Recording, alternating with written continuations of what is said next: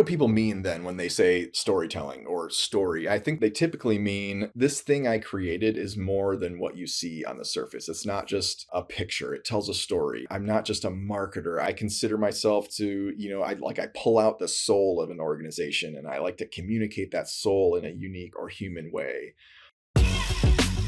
Hey, welcome to the Higher Ed Storytelling University podcast, a show where we bring together Marcom leaders from both inside and outside higher ed to give you fresh perspectives on successful organic content creation and strategy in higher education.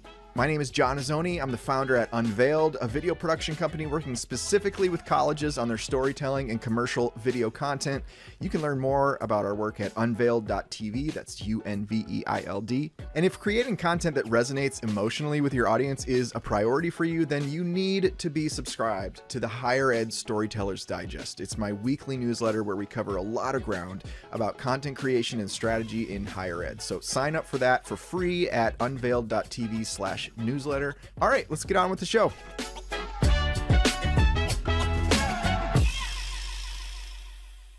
All right, welcome to this episode. We're going to talk today about higher ed content creation, but let's make it not suck. So super glad you're here. This episode can be kind of like a 101 level, sort of laying the foundations for how we shift our thinking from just communicating basic information to taking information and breathing life and emotion into it. And so in the spirit of repurposing, I did a webinar last week on this topic. It was called Higher Ed Content Creation, but Make It Not Suck. And so I'm going to put my money where my mouth is because, I talk a lot about repurposing and distribution. And I thought, you know what, I should probably repurpose this into a podcast episode. So here I am. And, I'm repurposing my slides here, which were designed for the webinar. So if at some point I, get tripped up because I'm like, oh, wait, that's not going to make sense to a podcast audience, you'll understand. So what we're going to talk about here is what is and isn't a story. Storytelling underpins virtually all content that is compelling, but storytelling is a major buzzword in marketing and it causes some confusion. So we'll talk about that. We'll talk about what the difference is between like storytelling and what's like a complete non-story. We'll talk about why stories work. We'll put on sort of our science hats and talk about some evidence for the benefits of storytelling. Then one of my favorite topics, narrative versus declarative storytelling. We're going to get into what that means, how we can divide storytelling into two parts and when to use each. And then we'll talk about how do you work with non-stories and make them compelling? How do we go from bland information to this declarative storytelling level? And then lastly, we'll talk about human first thinking in higher ed. How do we apply this to our industry? We're going to look at some hypothetical stories and talk about what could make them more human, what could make them more compelling. So marketers and other artists and creators, I think, have sort of hijacked this word storytelling. Like story used to mean something concrete. It's a retelling of connected events. Nowadays, the lines are blurred. I mean, because, we all know what a story is. If you're at a party and someone's like, oh my God, I got to tell you a great story. You kind of have an expectation of the framework that's about to be presented to you. So if someone were to say that to you and then they were to be like, my favorite coffee is fair trade organic coffee from Guatemala, you'd be like, okay, what's the story? But a lot of times that's what we attribute to storytelling in marketing is like, here's something about me or about our program. Here's some information that we think is compelling. And then we like put a nice song underneath it. And then we go, that's a story. We told our story. And, that just would not fly in a social situation. A lot of people have a storyteller in their LinkedIn bio. Someone reached out to me, sent me a connection request on LinkedIn recently. And in her headline, it says strategic communications pro and storyteller. So I don't look at that nowadays and think, this person is like, buddies with like Steven Spielberg or like J.K. Rowling or, just got off of writing the next blockbuster screenplay. I take that to mean, it's sort of an emphasis word. It's sort of like, I'm not just like, I liken it to that Amy Poehler quote that's like, I'm not a regular mom, I'm a cool mom, but like, I just watched Mean Girls with my daughter a couple weeks ago. So that's fresh in my mind. But, when we say that in a marketing context, it's like, I'm not just like a regular, like whatever marketer. I'm like a I see things in a deeper way, deeper, more creative, more human way. And that's great. I think that's a great thing to have in your bio. And honestly, I like to see that. When I see storyteller, I go, okay, this person thinks like me. But at the same time, I know if I were to ask this person, oh, where's some of your stories that you've told? They might be like, oh, yeah, not that kind of storyteller. And then if you go on, like, I have, spent most of my career in video production and, have interfaced with a lot of photographers and videographers, and all of them, like you could go on pretty much any photographer or videographer company's website, and it's going to say something about telling your story, whether you're a business, whether they're telling, documentaries, stories, or if photographers, they're filming, or if they're taking pictures of families, just like families with their kids, or like senior portraits, they're going to be like, we want to tell your story, which is fine. But it does kind of irk me a little bit with the photographers referencing that, because like, it's like, okay, well, what's the story? Here's this family that went out into a field and smiled at the camera. Like, okay, that's not a story. But even if you kind of embrace this larger word of the meaning of the word storytelling, it's still not giving us any sort of like anything other than just, it's like the equivalent of just saying, I like Guatemalan coffee. It's sort of like, just here, we smiled at the camera. There's just no story there. So what do people mean then when they say storytelling or story? I think they typically mean this thing I created is more than what you see on the surface. It's not just a picture. It tells a story. I'm not just a marketer. I consider myself to, I pull out the soul of an organization, and I like to communicate that soul in a unique or human way. Someone that's maybe a painter might say, this painting tells a story, even if it's just like an abstract painting, like splatters of paint. What they really mean is like behind these splatters of paint is this scene that is playing out, and you're invited to interpret that scene in your own way. In the same way, a lot of young people today use the word literally. It doesn't literally mean literally. It more often is used as an emphasis word to like put a point on something. And I watched this YouTube video recently about the history of language. And the guy was saying that like, we often criticize the next generation, the younger generation, on the way that they talk because we say it's not proper. But really, language has evolved over, millennia. And with every generation, new words come out, or new takes on existing words come out. And we get annoyed with that. But really, it's not bad. It's just new. And so that's what I think we have happening with storytelling here. We have a literal story category, and then we have this other category of storytelling that's like an emphasis, or like you're making a statement or doing a thing, but we're putting this creative emphasis on it that invites us into something deeper. So I think we need to embrace the full scope of the word story. And later we're going to talk about where that line is between communicating bland information and facts. And like, at what point do we cross over into being able to say like, this is hitting on a storytelling note? But contrast that with, say your favorite Netflix show. So narratives are the reason we get bonded to our favorite shows. So my wife and I, we always have a show that we look forward to watching together. We're currently between shows right now. We're sort of waiting on Shrinking season 3 to come out, and then season 2 of Nobody Wants This with Kristen Bell. And I forget the other guy's name. He was on the OC though. But fun fact, Kristen Bell used to be a vocalist at the church across the street from my house. True story. She's from Southeast Michigan. But when we were in our Yellowstone phase of life, I bought a $13 cowboy hat off of Amazon, and I would wear that while watching the show. My wife and I would only talk to each other in Southern accents while the show was going on. And that's what it means to create an emotional bond. Like, emotional doesn't need to mean like sappy. It's just that we feel connected to the characters, to the culture of the show. We're hooked on what's going to happen next. And that bond is affecting our actions. And now if you contrast that, like every state has their famous lawyers, right? So in Michigan, in Southeast Michigan, we have Sam Bernstein. So 1-800-CALL-SAM. This guy's been around my whole life. And everyone can recall as kids, you pick up the phone, you prank call Sam, and he's a slip and fall lawyer. So you call them up and be like, I've fallen and I can't get up. And then you'd hang up, and then you'd giggle with your friends and stuff like that. But, he's been around. He's just such a figure in the Detroit area, but you won't catch us at the dinner table where everybody like, man, I hope some Sam Bernstein commercials come on later. Like, he's got these claims that they make. They're like Michigan's first family of law, and then it's like a no fee guarantee. Like, you don't pay until they win the case for you. But like, none of that is making us go out of our way to consume that content, because information just does not have the same effect as narratives. So let's talk about a little bit of science. So the key ingredient at work in storytelling is transportation. So this phenomenon where we are immersed in a story and we lose our sense of space and time, and we're imagining these events playing out in our minds. So there was a study that was done where participants read a vivid, emotionally charged story. It was titled Murder at the Mall. It was about a young girl who was murdered by a psychiatric patient in a shopping mall. So some participants were told it was true, some were told it was fictional, and then they measured how transported the participants were into the narrative. They developed this scale to figure out like how much did they really sink into the story.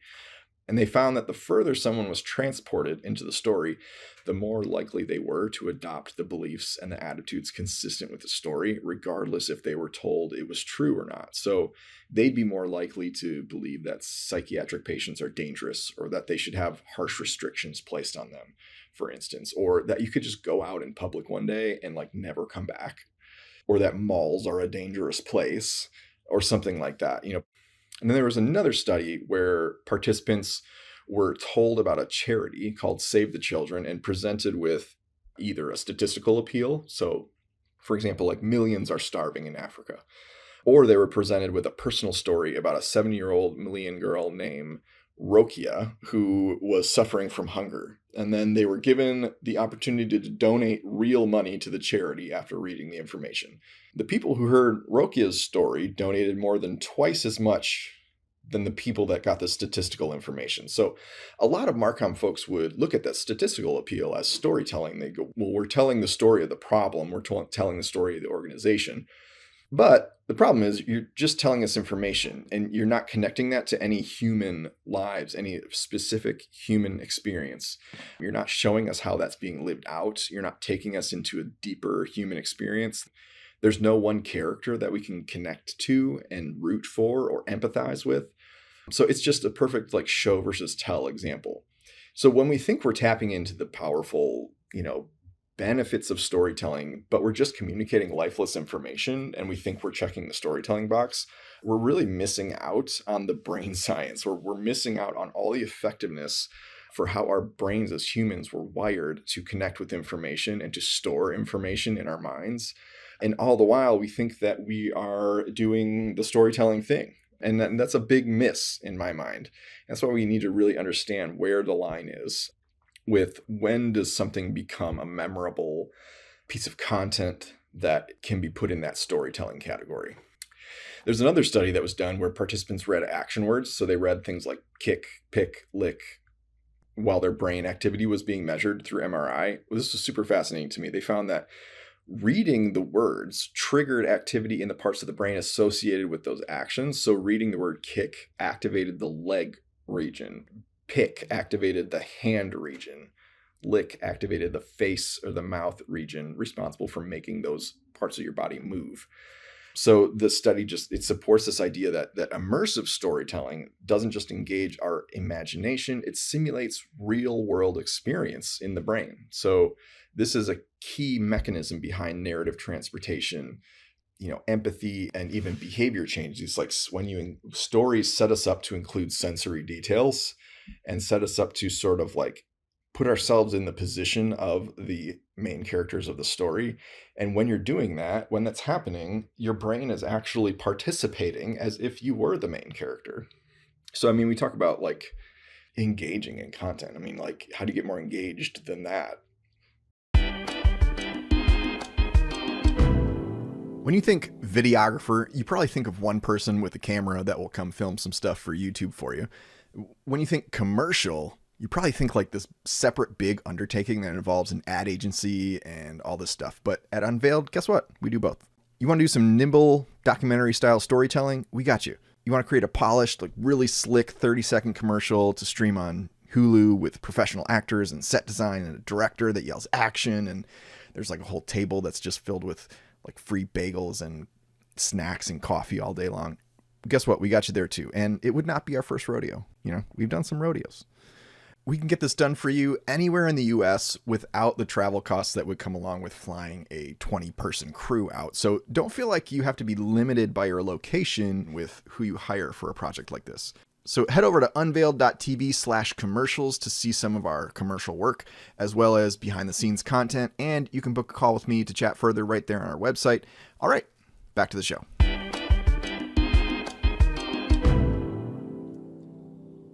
Literal storytelling isn't necessarily the gold standard. So it's not like if you're not telling a literal story, your content is bad. And this is the part of the podcast where the webinar doesn't necessarily translate because it's not very practical to play a video. So I'm just going to explain it and I'm going to link to the video in the show notes. But if you follow me on LinkedIn, you've probably seen me post this video at least once. I think I posted it 3 or 4 times, talking about different things. And I also did a few episodes ago with Warren Cook, who is the director of this piece for Texas A&M, and it's called Where You Belong. So this production company called Make Something Beautiful, led by Warren Cook, they were contracted to do a major campaign. I mean, something like 20 or 30 different, student stories over the course of several months. And it resulted in this one sort of mashup video of all these sound bites from these different stories and stuff. And then just kind of all together told this cool sort of quote unquote story about the culture at Texas A&M and how there's just all different kinds of people, different kind of academic experiences. And the piece just has so much personality. It's just, 1 minute you're just, watching a girl talk and she's like, I like to hot glue gun things to things. And then it goes to the next person and she's like, I really like bugs. And then another person's like, I'm working with sharks, but I want to work with bigger sharks. And it's just these little moments of humanity, and you can where you see these students just coming to life and lighting up in excitement over what they're learning or what they're involved in. There's a whole scene where it's 4 ladies dressed in cosplay. I mean, full cosplay, anime character outfits. And then one girl's like, I'm planning on going to law school.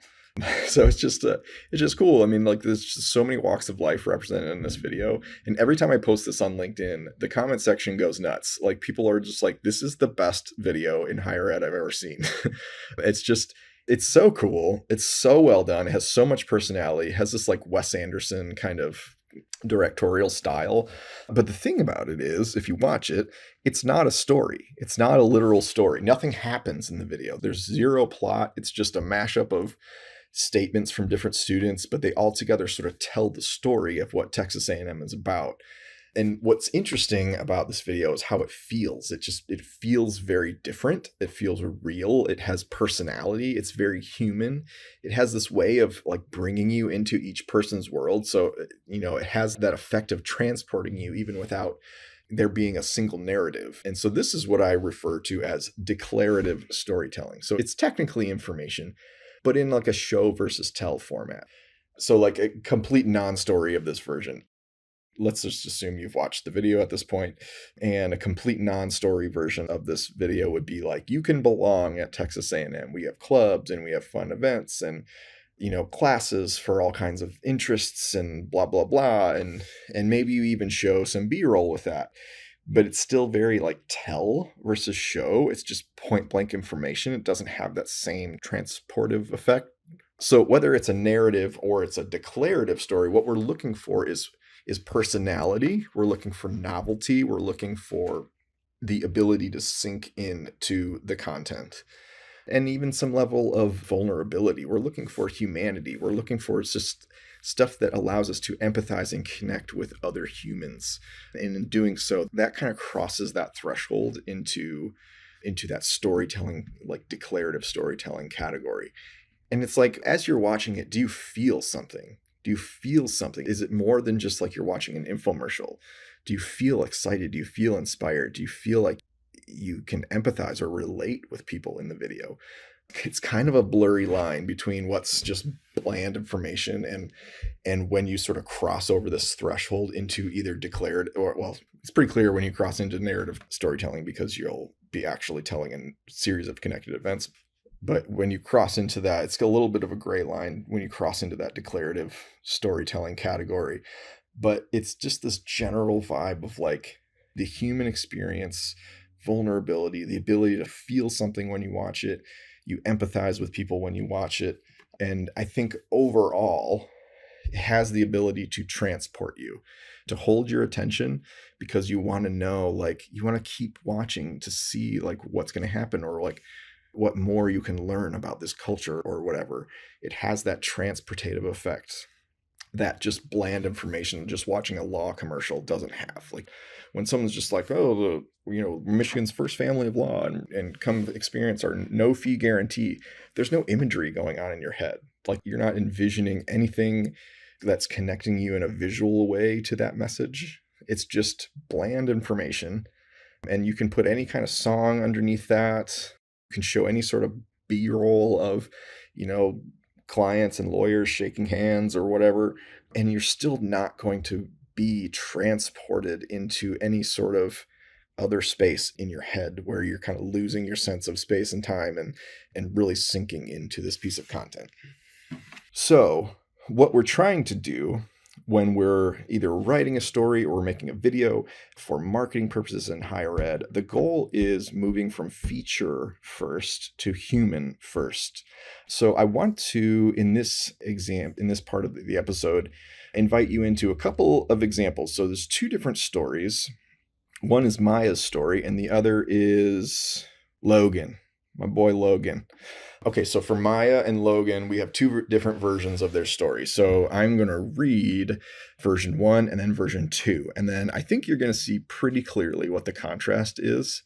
So let's jump in. These are just hypothetical stories. So the first story is Maya, and the headline is Building Skills in Early Childhood Education. Maya Thompson, a senior majoring in early childhood education at State University, recently completed her practicum at the SU Child Development Laboratory School. Throughout the semester, she planned daily activities for children, helped manage classroom routines, and participated in parent-teacher communication. Quote, I learned how to apply child development theories in a real classroom setting, unquote, Thompson said. It was a valuable experience that prepared me for student teaching. Thompson chose early childhood education because she wants to help young children learn and grow. After graduation, she plans to become a preschool teacher and eventually pursue a master's degree in curriculum development. Quote, I'm excited to take the next step and make a difference in children's lives, she said. Okay, pretty basic run-of-the-mill article there. Let's look at version 2. Title of this one is called Maya Thompson and the Magic of the Tiny Years. For Maya, the classroom isn't just a career, it's a calling. At 7:52 a.m., Maya Thompson was on her knees with a bottle of glue and a glitter explosion on her hands. A student had asked to make a spaceship, and somehow that turned into sequins, googly eyes, and a story about flying to Jupiter to rescue Grandma. Quote, I could have cried from how weirdly beautiful that was, Maya laughed. Like this tiny brain just made a whole world, and I got to be there for it. Maya, a senior in early childhood education at State University, spent her practicum in the SU Child Development Lab school. It wasn't just finger painting and snack breaks. It was about patience, listening, and learning how children communicate long before they find the right words. Quote, one kid wouldn't speak for the first 2 weeks, she said. Then one day, she handed me a drawing. It was us, holding hands. I'll never forget that. She didn't go into education for the lesson plans. She went in because she believes early childhood is where the most important stuff happens, the stuff that shapes who we become. This work isn't small, Maya said. It's everything. So what do we have? Version 1 of Maya's story is, hopefully it's obvious, very bland, very sort of news-oriented. Like, here's Maya, here's what she did, here's why it's great, the end. And here's a little quote from her. I'm excited to take the next step and make a difference in children's lives. It's just a very generic statement. Everything about this is just generic, forgettable. But as soon as you transition over to version 2, even the title is different. Maya Thompson and the Magic of the Tiny Years. We're already conjuring up imagery. And then, right off the bat, we're building this visual in our mind of being on our knees with a bottle of glue and glitter explosion and, making things with googly eyes and a spaceship and telling stories about rescuing Grandma. And, it's just this weirdly beautiful moment, she said. So now we're being taken into a moment where something happened. That's storytelling. That's narrative storytelling that has more of a narrative quality to it than the first one. And then we get some information. So she's a senior in early childhood education, yada, yada, spent her practicum at blah, blah, blah, blah. But, and then we get this other sort of narrative thing. Like one kid wouldn't speak for 2 weeks. And then one day she handed me a drawing and it was us holding hands. So it's sort of like she's making an impact without saying, I'm making an impact. She told us a little mini story of how that impact is being lived out in a child's life. So without beating a dead horse here, 2 different ways of writing the same story. Let's go on to Logan. So Logan, the version 1, building a career with sustainable packaging. Senior Logan Myers is using recyclable materials to launch his engineering career. Logan Myers, a senior in industrial engineering, recently wrapped up a summer internship at EcoPack, a sustainable packaging company in Des Moines, Iowa. There, he worked with plant engineers to optimize the efficiency of cardboard folding equipment. Quote, learning how to improve packaging systems was a great way to get hands-on experience in an area that has real-world environmental impact, Myers said. During his time at EcoPack, Myers worked on updating machine collaboration logs, running tests on recycled cardboard prototypes, and compiling data into weekly reports for the operations manager. He said the experience helped him build both technical and professional skills that would be valuable in his future career. Myers says he chose industrial engineering because he enjoys improving systems and making things work better. After graduation, he plans to pursue a role in operations at a company focused on sustainability. Quote, I'm grateful for the opportunity and mentorship I received, Myers said. I feel more confident in what I want to do after college. Okay, again, pretty straightforward. Nothing crazy there. Pretty much told it as it is. Now, version 2, the title is It Was Just a Cardboard Box Until It Wasn't. How one student found his purpose inside a packaging plant. It starts off by saying, by the 3rd week of his summer internship, Logan Myers had learned something surprising. He could spend hours watching cardboard fold and never get bored. There's something kind of beautiful about it, he said, laughing, like this dumb little flap that folds at the wrong time that could jam the whole line. But if you tweak the timing by a half second, suddenly everything flows. Logan, a senior studying industrial engineering, spent his summer at EcoPack, a sustainable packaging company in Des Moines, Iowa. He didn't just shadow meetings or fetch coffee. He helped rework parts of the folding process for one of the company's busiest lines using recycled materials that were notoriously hard to keep in shape. Quote, I was thrown into it, he said, and I loved that. It wasn't theoretical anymore. It was messy and real, and the stakes were there. Logan grew up rearranging his room every few months, not for decoration, but for efficiency. How could he fit more? Make it feel better, make it work. That instinct, he realized, was engineering. Now he's not just thinking about his next internship, he's thinking bigger. Quote, I want to solve problems that touch the physical world, and if that happens to be with recycled cardboard, awesome. There's so much meaning in the small stuff. So what do we notice here? Again, in version 2, specific human moments. There's something beautiful about folding cardboard, this dumb little flap that folds at the wrong time could jam the whole line. And you know what makes me think? Like, it makes me think of, I used to work at Little Caesars. I don't know if you guys have Little Caesars in other parts of the country. Detroit invented Little Caesars, though. And so I used to work at Little Caesars, and they do this hot and ready things. You can walk in and grab a hot pepperoni pizza and walk out. When they started, it was $5 for a large hot and ready pizza, whatever. So when I was in high school, I worked at Little Caesars. They had just launched the hot and ready situation. And I was the guy that like held the sign outside at the corner and like was flagging cars in. It was terrible. It was so hot. So boring. The time just crawled by. Anyways, but what I did like about that job was folding pizza boxes. There's something really satisfying about learning a rhythm where you can just like in one motion kind of like fold this pizza box, set it aside, do the next one, set it aside, do the next one. So I mean, even in this context, like that makes me think something. I'm empathizing with him. I'm relating with Logan in how, these dumb little things can be so either satisfying, or in his case, like something very small could like jam the whole line. But tweaking it, like you're just tweaking these little things about a cardboard box, and now everything flows, and now it's satisfying again. And also just like the idea of like rearranging his room, like I used to love rearranging my room when I was a kid. It felt like a whole new room. Again, we're taking us into specific moments of mini stories, like little narrative moments that make us conjure up an image in our minds that we can relate to and empathize with. That is getting us into content creation that doesn't suck.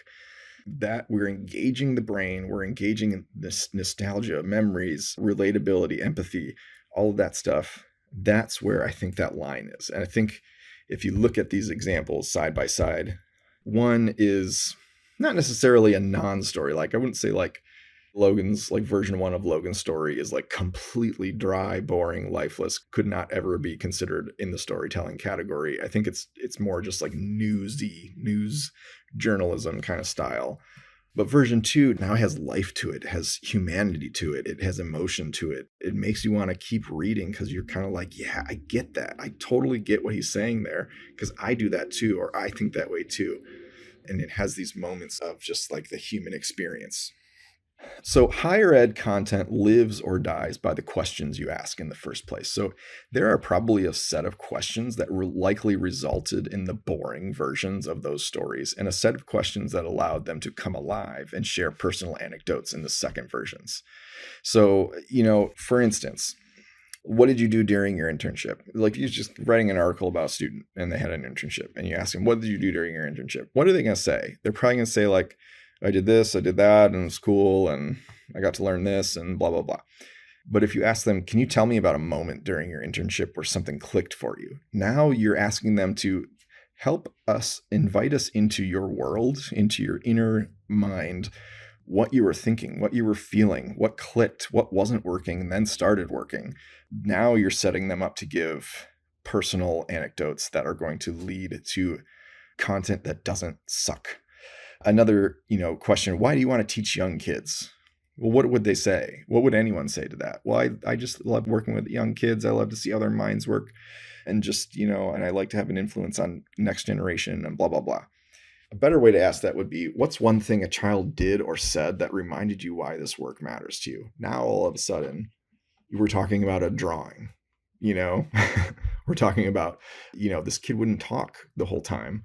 And then all of a sudden she hands me a drawing and it's us holding hands. And I mean, that perfectly illustrates why this work matters, without saying this work matters because this, and this. It's like, here, let me show you why this work matters. It's show versus tell. So the questions that you ask, the way that you frame the conversation that's going to help you arrive at the content's going to live or die by that. You as the content creator need to frame the questions, frame the situation for others in a way that gets them to tell you more human stuff rather than just feature first stuff. We're trying to move from feature focused to human focused, feature first to human first, not just what was great about the program. Well, what was great about the program was small class sizes, great professors, yada, yada. Like, what would anyone say to that? They would mostly just say, what was great about the program? Oh, it was great. The professors were so engaged and they love what they do and they're passionate and the class sizes were small and we got access to cool labs and technology. But if you ask them, like, tell me about a moment where something clicked for you, or like, tell me about a moment where you just felt like this program is like nothing I've ever experienced. Now they might even tell you about a great professor, but they're probably going to tell you in a way that's like, this happened, or this person sat me down and gave me this piece of advice, or, went out of their way to show me this or something. And that's when it all clicked for me, whatever the case may be. But how you frame those questions is imperative. So that's what I got. So we got, not everything is a story. Info does not equal narrative. If it doesn't create emotional investment, it's probably not storytelling. Stories stick because of how they make us feel. Emotion, empathy, and sensory detail, vulnerability, overcoming challenges, all of those things help the brain remember. And there's a really good book called Stories That Stick. I've mentioned it on this podcast before, by Kindra Hall, Kindra, Hall, Hall. Super great book. If you want to just get a really, really great primer on storytelling in a marketing context, absolutely get that book. And then show versus tell. So telling is informative, but showing is transformative. Showing helps us transport into the story. It helps our brain remember. And then starting human first, not feature first. So focus on people, not programs. Show your programs how your programs are being lived out in a human's life. And then ask better questions. The quality of your story is going to live or die in the interview. So go deeper, ask better questions that are going to allow for more human answers. And then, the fact is that you don't need more content. You just need better content. Like one emotionally resonant story or emotionally resonant piece of content can do more than 10 forgettable articles. What good are 10 articles that no one's going to remember when you can make one article that might have a shred of sticking power in someone's brain? So that's what I got for you. Thanks for hanging out with me on this episode of the Higher Ed Storytelling University podcast, and I will catch you next time. See ya.